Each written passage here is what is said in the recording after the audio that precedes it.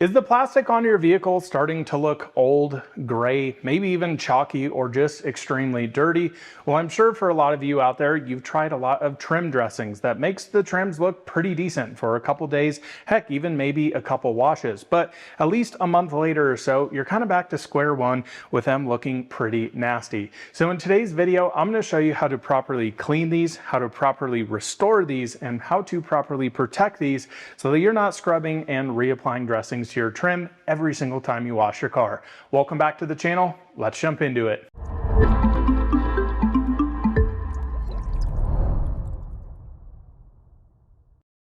Well, everyone, thanks for being here and super excited to dive into this. It's been a while since we've really talked about trim here on this channel.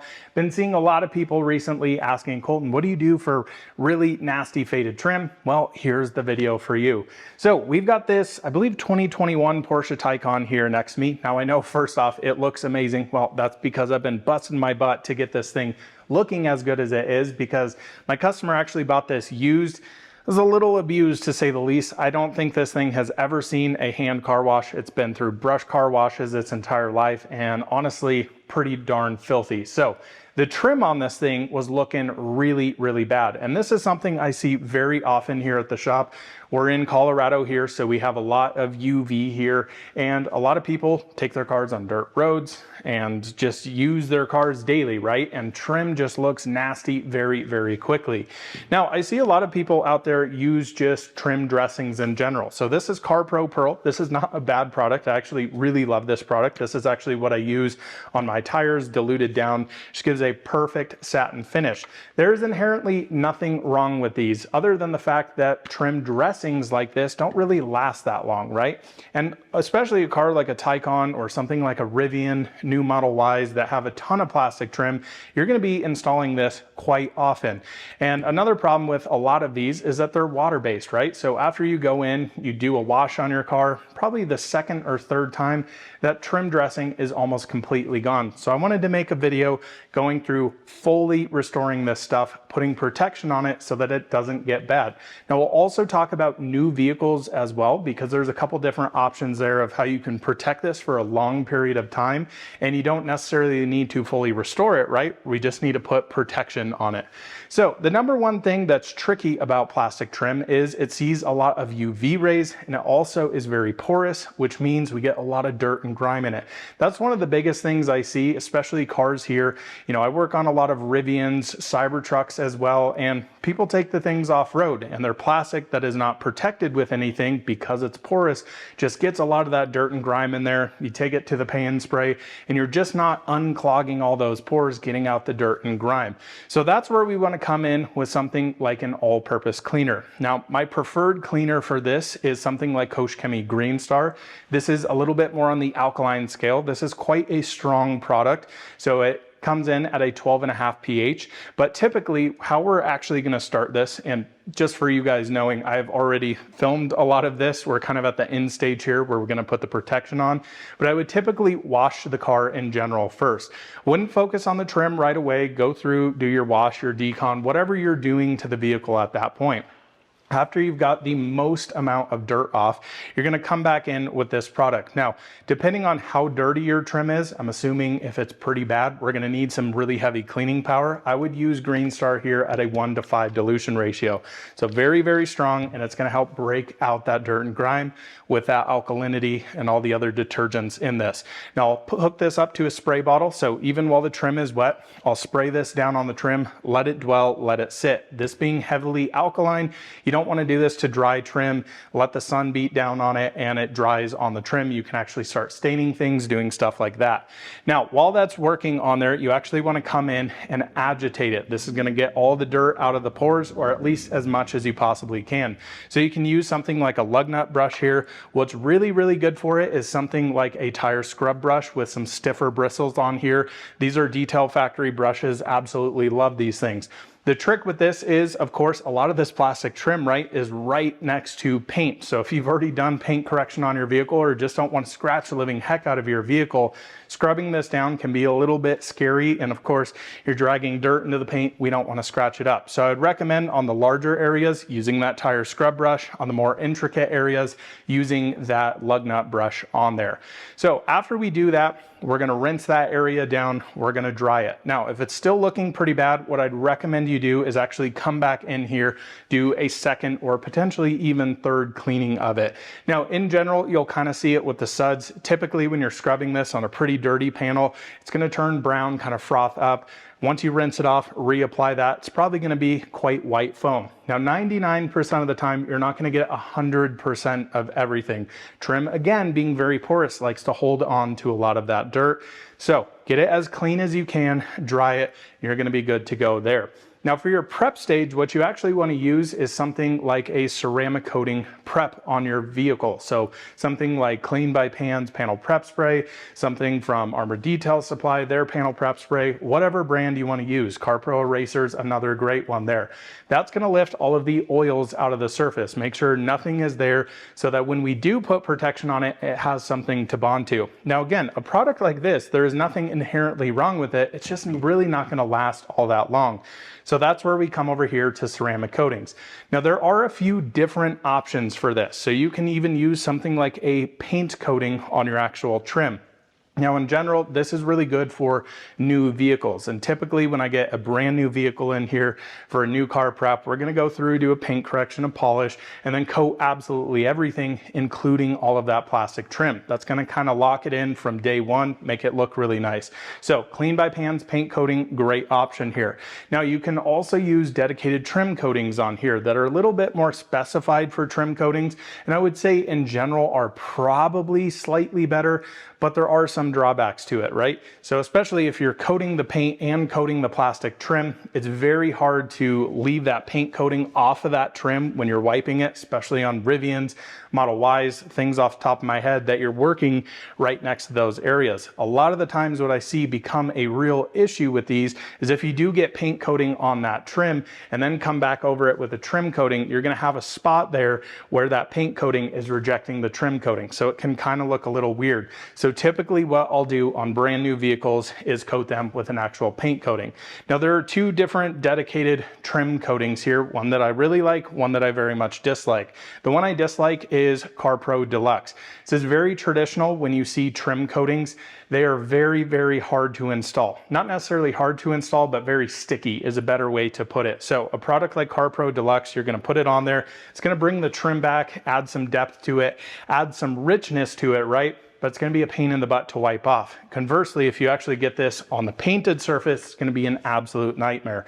So one of the better dedicated trim coatings I've found out there is actually G-Technics C4 Permanent Trim Restore. Now I hate the name on this because it's not actually permanent, only lasts for 2 years or so, but it's going to make the trim look really, really nice, have a ton of UV inhibitors in here and works very, very well. And importantly, if you do get it on paint, it's not going to be an absolute mess.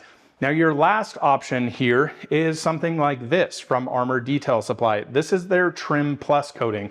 Now this is actually infused with black dye. Now this is very, very good for plastic trim that's older, has been neglected, just like this Porsche Taycan. And that's why we're gonna be showing you guys how to install this today. They all in general install very much the same. So you wanna make sure you're going through cleaning all of these surfaces first, drying it, using that panel prep spray, and then installing the coating. I would not necessarily recommend using Trim Plus on a brand new vehicle. I think either a dedicated trim coating or a paint coating that works on trim is probably a better option to go there. But especially on a car like this, we're gonna go with Trim Plus. So I do still have a lot of work on the interior to do. Apologize for it being filthy, but working as we go here on this car. Now, as you can see here, the trim, I've already gone through, I've scrubbed the living heck out of this, I've scrubbed it twice, I've rinsed it down, I've already panel prepped this, and you can still see in certain areas, it's definitely grayer than others. That is where that dye is gonna come in. It's gonna make it all look cohesive, very even. Now, a lot of trim coatings are pretty good at kind of hiding a lot of those areas, just like right there. But again, again, this is kind of the use case of, hey, we want some dyed trim in here. It's going to make it look a whole heck of a lot better. So now let's quickly come back over here to our little kit that we have. And yes, this thing is looking pretty fantastic. The trim just needs some love here, and talk a little bit about how we're going to actually apply this. So there's two different ways you can do this. Armor's Trim Plus actually comes with an applicator here. They just have a green one. They're actually from Microfiber. These are the savers. So they do have a foam block inside of here, a little hydrophobic barrier, so you're not just wasting all of that trim coating. This is going to be the main one you're going to use for your larger areas. So areas down here, like all of your front splitter area, this is one I've still yet to clean up. This thing needs to get cleaned, restored. So again, this is what it's going to look like before. But this is going to be good for your larger areas. Now, what I also like to do for more intricate areas, now that you can see the backside of this, is use suede applicators like this, actually fold them into quarters and get a nice tip on it, especially areas like this here that are very, very intricate right up next to the paint. I want to avoid getting as much coating on the actual paint there as I possibly can. I'll show you guys through that process. That is what I'll use, and then I'll kind of border it back in or fill in the middle with something like this. The last option you have is actually something like this, a little applicating swab here. So this is really great for areas inside of here that I physically can't get an applicator in, and it's going to be a real pain in the butt. So I can actually get all the way in there, make this all look super nice. So now let's head over to the car here. Let's get some trim restored and make this thing look as good as it should. All right, so I put a piece of tape here so I can show you the 50-50, especially on these areas that are a little bit more hammered than the others. A couple of quick notes here with Trim Plus. This is kind of a messy process, being that it has dye in it. You do feel like this stuff goes a little bit more everywhere. So you want to make sure, of course, you are wearing gloves here. The other thing is make sure you have a towel ready to go. So how we're going to install this is we're going to start with our big applicator block here. We're going to make sure we shake this all up, and then we're going to apply 3 lines to get it very prepped. Now, when actually installing this, we're going to work in a circular motion with medium to heavy pressure. Now, as you can see here, we also have paint right next to this trim. Now, if you do get this coating on paint, fortunately enough, it does wipe away pretty easy, but we want to avoid that as much as possible, of course. So again, what I like to do here with my butter soft suede applicators, I fold them into quarters so I can get this real nice tip here. So I'll apply a little bit of solution here, and I'll just be very easy and gentle to be able to come in here and wipe it right on the surface without actually getting it right onto the paint. So as you can see here, I'm going to apply roughly my 3 lines there. And you can see it is very dark and black, so you want to make sure you're not getting this all over yourself. And I'm going to kind of squish this guy right into here. Then I'm going to come over to my trim, and I'm going to start again working in that very circular motion.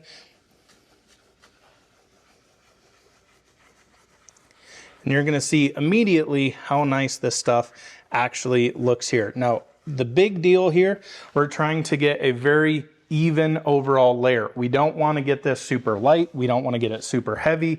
Somewhere right in the middle. This kind of takes a little bit more of practice to actually get a little bit applied to my suede applicator so that we can come back in here. And as you can see, I can just run this right on the edge here without fear of actually getting it on the actual paint there. Now, a couple of quick notes about ADS Trim Plus. You can actually install multiple layers of this. They recommend just one good layer. Again, so getting it very even, you don't want to see it splotchy. You very much want it to look just like this. You can see it's brought back a ton of richness to it. It looks really, really nice. Now, the cool thing about this coating is not only do you get the UV inhibitors in there, not only do you get great water behavior on top of this, just like a ceramic coating on your paint, on your wheels, glass, whatever it is, but again, you also have that black dye that is actually going into the pores of the trim material here and actually dyeing it. That is the whole purpose behind this. So again, not a product I'd necessarily recommend using on a brand new vehicle. You absolutely can. It's actually great for that. I just think there's probably some better options out there. This is really meant for more really nasty faded trim here. One part I want to insert here is actually talking about what you do after you install it. Now, traditionally ceramic coatings, you would level them to make sure we don't have any high spots, anything like that. Now you can do that here with Trim Plus. Now I would say if you're not so in tune with getting a ceramic coating laid down pretty darn flat, that's probably what I'd recommend doing. Typically, ADS recommends about 1 to 2 minutes or so when it sets up. Then you're gonna come back in, kind of knock it down, make sure it's as level as possible. Now, what Bradley and DJ over at ADS actually like doing, it takes a little bit more practice to do this, but it's still a very forgiving product, is especially like down here, lots of very intricate areas. What I'd recommend doing is just getting a good layer. You can kind of go back and forth over it, especially once you get that first one laid down. You can actually come back a couple minutes later with a little bit more product and kind of level everything out, and then you can kind of walk away. So it is a product that does have some self-leveling characteristics, but if you get it too heavy in areas, it's a little bit on the splotchier side, that's when you can kind of knock it down. So I just wanted to insert this clip to make sure that makes a little bit more sense to you, but let me show you that quick before and after. So as I actually take this guy off, you guys can see what this actually looks like. And that's a pretty monumental difference there. Night and day difference. And the great part about this coating is it's gonna last for a couple of years. Now it's all of course gonna depend on where you live, how you maintain your car. Are you somebody who off-roads your car? This sees a ton of dirt and grime. Of course, you're gonna see a little bit different from somebody that lives in Colorado versus somewhere like the Northeast versus somewhere like LA, sunny California, things like that. So I'm gonna continue on here and I'll show you once all the trim is actually coated on here. Any more intricate areas, I might show you those as well, but it's a pretty huge before and after that's always impressive. So as you can see here, it's just looking absolutely awesome. So again, really working in that circular motion does wonders. And then the crazy part is you can see the area underneath there, which I'll get a little bit later on. I'm going to use that body line to split. I'll get on a creeper, get all of that down low. Yeah, I've already cleaned that. It's just absolutely hammered. But what an unbelievable difference. You can even see that versus down here. Pretty darn nuts. So don't be afraid to do the top sections first, then come back, do those lower areas. Use the body line to your advantage. And of course, if you get it back on the area that is quote unquote already cured, not a big deal whatsoever. If I pop open this door here, look how much better that trim looks. Absolutely awesome stuff there. All right, guys, so just finished up with the trim here and just want to show you what the after looks like as this is pretty much all cured up now. So you can see even in intricate areas like around this headlight surround, very, very tricky, very intricate to get all the way in those grills. Again, those swabs are just amazing for that. All down here in the lower grill, just looking really, really impressive. Now, of course, with this, you do want to wait to get it wet. So would always, with any sort of coating, let this cure up before you just immediately take it outside, go drive it in the snow, rain, whatever you're seeing. But man, what a transformation here on the Taycan. Even areas like this, I didn't get a real great before and after, but those slits absolutely caked in dirt and grime, being what these were. I'm sure you guys can imagine what those were looking like. And then back here, the whole rear diffuser as well. So even getting into every single one of those little grills, pretty darn easy with this coating. And again, really love the case of you can apply it on there, get it smooth, and walk away. It's not one of those things you really have to go back and level like a lot of other trim coatings. And man, what a full-on transformation we had here on the Taycan. So I really do hope this helps a lot of you guys in figuring out what to do a little bit better on your trim coatings. Again, I'm really not a big fan of using dressings and having to apply them frequently. Put something on there that's going to last, and especially something like this. It's going to be great protection on there. That dye is really going to help. All the UV resistance this is going to have and all the inhibitors in it makes such a difference. And as you guys can tell, this now, I think 60,000 mile Porsche Taycan is looking pretty much dialed. Now I still got to finish this thing, get the tires dressed, get all the glass coated, get the interior detailed, and all of that fun stuff. But hopefully this helped you guys out. I'll leave everything in the link in the description below you would possibly need to actually do a job like this.